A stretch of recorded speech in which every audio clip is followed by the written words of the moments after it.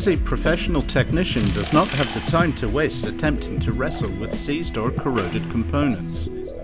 For example, track rod ends and the securing nut are commonly rusted and seized and can be very difficult to free off. This new nut removal tool uses the power of the air hammer to shock and vibrate the seized fixing.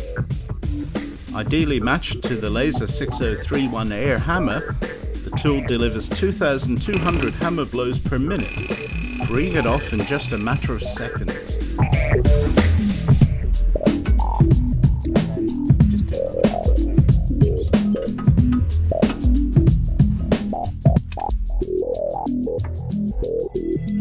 Quick, convenient and effortless. On even the most stubborn nuts, you'll wonder how you did without the new air hammer nut removal tool from LaserTools.